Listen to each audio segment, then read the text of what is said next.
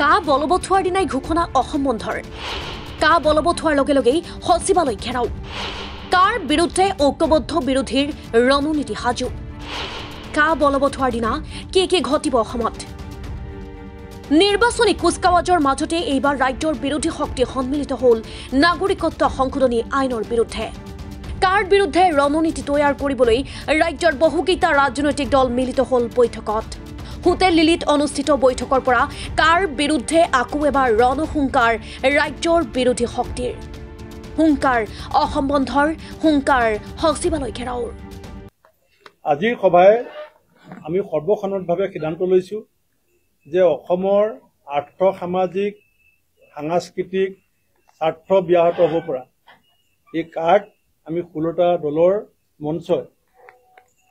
আমি শক্তিশালী ৰূপত আমি বিৰোধিতা কৰি আহিছো আৰু আমি আজি সভায়ো সম্পূৰ্ণ বিৰোধিতা কৰি এটা সিদ্ধান্ত গ্ৰহণ কৰিছো দ্বিতীয়তে আমি কালিলৈ ভিতৰত ভাৰতবৰ্ষৰ মহামান্য ৰাষ্ট্ৰপতি মহোদয়লৈ ৰাজ্যপালৰ জৰিয়তে এখন স্মাৰক পত্ৰ আমি 16টা দলে স্বাক্ষৰ সম্বলিত এখন স্মাৰক পত্ৰ দিবলৈ সিদ্ধান্ত লৈছো আৰু তাৰ পৰৱৰ্তী সময়ত যদি কেন্দ্ৰীয় চৰকাৰে আমাৰ কথা গুৰুত্ব নিদিয়ে তেতিয়া আমি 16টা দলে ইতিমধ্যে 14টা লোকসভা সমষ্টিত কি ধৰণে আমি শক্তিশালী গণ আন্দোলন গঢ়ি তুলিম তাৰ এটা পৰিকল্পনা কৰিছো আমি এটা শক্তিশালী গণ আন্দোলন পৰ্যায়ক্ৰমে এলানি গণ আন্দোলন আমি কৰিবৰ কাৰণে সিদ্ধান্ত লৈছো বুধবাৰে বিয়লি হোটেল লিলিত অনুষ্ঠিত বিৰোধীৰ বৈঠকৰ পাছতে সংবাদমেল সম্বোধন কৰে বিৰোধী নেতৃত্বই সংবাদমেলত বিৰোধীৰ ঘোষণা কা বলবৎ হোৱাৰ দিনাই আহ্বান কৰা হ'ব অসম বন্ধ সচিবালয় ঘেৰা কৰাৰ হুংকাৰ বিৰোধীৰ অসমৰ জনগণ আৰম্ভণিৰে পৰা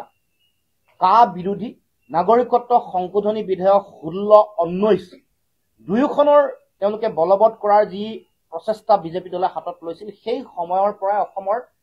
প্ৰতিটো জাতি জনগোষ্ঠী ভাষা ভাষী ধৰ্মাৱলম্বী লোকে ইয়াক শক্তিশালী ৰূপত বিৰোধিতা কৰি আহিছে গতিকে আমি অসমৰ জনগণ উত্তৰ পূৰ্বাঞ্চলৰ জনগণ আমি স্পষ্ট যে এইখন আইন কোনো কাৰণতে কেতিয়াও গ্ৰহণ কৰা নাই নকৰো সংখ্যাৰ লেখেৰে তেওঁলোকে এখন জাপি দিছে কা যিদিনাখনেই তেওঁলোকে আমাৰ ইয়াত ইমপ্লিমেণ্ট কৰিবলৈ প্ৰচেষ্টা হাতত ল'ব আৰম্ভ কৰিব সেই দিনটোতে এই দিনটোৰ পৰাই অসমৰ ৰাইজক জনগণক লৈ একত্ৰিত কৰি আমি ব্যাপক আমি আন্দোলন গণসংগ্ৰামৰ আমি আৰম্ভণি কৰিম আমি কাৰ্যসূচী ঘোষণা কৰিছো যিটো দিন গৃহীত হ'ব যিদিনাখন তেওঁলোকে ইমপ্লিমেণ্ট কৰিব সেই দিনটোতো কাৰ্যসূচী হ'বই পিছদিনাখন আমি এটা সৰ্বাত্মক বন্ধৰ কাৰ্যসূচী আজিয়ে ঘোষণা কৰিছো পৰৱৰ্তী দিনটোত তাৰ পৰৱৰ্তী দিনত আমি ছেক্ৰেটেৰিয়েট সচিবালয় আমি সকলো ৰাজনৈতিক দল ঐক্যবদ্ধভাৱে জনতাক লগত লৈ ঘেৰাও কাৰ্যসূচী এটা আমি ঘোষণা কৰিছো আনফালে কাৰ বিৰুদ্ধে হুংকাৰ দি বিধায়ক অখিল গগৈ কয় এইটো এটা সেইকাৰণে আজিৰ দিনটো এটা ঐতিহাসিক দিন মই 16টা ৰাজনৈতিক দলক সকলোকে কংগ্ৰেচুলেশ্যন কৰিছো তেখেতসকলক অভিনন্দন জনাইছো আৰু শুভেচ্ছা জনাইছো যে আগন্তুক আমাৰ যিমান কাৰ্যসূচী ইতিমধ্যে আমাৰ সভাপতি আৰু সম্পাদক ডাঙৰীয়াই ঘোষণা কৰিলে সকলোবিলাক আমি কাৰ্যকৰী কৰিব লাগিব সফল কৰিম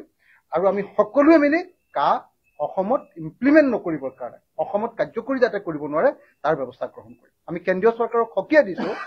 যে অসমত যাতে কা ইমপ্লিমেণ্ট কৰিবলৈ চেষ্টা কৰা নহয় আৰু কাইলৈ সকলোৱে আমি পুৱাই গৈ ৰাজ্যপালৰ সন্মুখত থিয় হৈ আমি ৰাষ্ট্ৰপতি আৰু প্ৰধানমন্ত্ৰীক স্পষ্টভাৱে জনাই দিম যে অসমে কোনো পধ্যে কা নামানে আৰু নামানে ইফালে লোকসভা নিৰ্বাচনত আপ আৰু তৃণমূল কংগ্ৰেছে আসন বিচৰা সন্দৰ্ভতো গুৰুত্বপূৰ্ণ মন্তব্য কৰে প্ৰদেশ কংগ্ৰেছৰ সভাপতি ভূপেন কুমাৰ বৰাই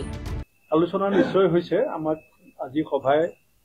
আমাক সকলোকে যিকেইটা দলে লোকসভা নিৰ্বাচন কেন্দ্ৰিক প্ৰতিদ্বন্দ্বিতা কৰাৰ চিন্তা কৰিছে সভায় পৰামৰ্শ দিছে যে সেই দলবিলাকে 1-to-1 কথা পাতি এটা মীমাংসাত উপনীত হ'বলৈ ভাল হয় বুলি সভায় আজি পৰামৰ্শ দিছে আনফালে ৰাণা গোস্বামীৰ কংগ্ৰেছ ত্যাগ সন্দৰ্ভত প্ৰদেশ কংগ্ৰেছৰ সভাপতিগৰাকীৰ মন্তব্য বিজেপিয়ে আলুই অথনি নকৰক ৰাণা গোস্বামীক গৰু গাড়ীৰ পৰা হেলিকপ্টাৰলৈ নামৰ এখন গ্ৰন্থ লিখি থকা বুলি প্ৰসংগ সন্দৰ্ভত মন্তব্য কৰে ভূপেন কুমাৰ বৰাই গৰু গাড়ীৰ পৰা হেলিকপ্টাৰ এটা কিতাপখন পাব্লিছ কৰাৰ কথা আছিলে বিহুত এতিয়া মই ৰখাই দিছোঁ কিন্তু তাত কিছুমান মোৰ পেজত কিছুমান বাক্য চেঞ্জ কৰিব লাগিব কাৰণ হিউমেন নেচাৰৰ ওপৰত এক্সপিৰিয়েঞ্চটো কমপ্লিট হ'বলৈ গৈ আছে সেইকাৰণে আপোনাক মই কেনেকৈ ক'ম news desk report the cross current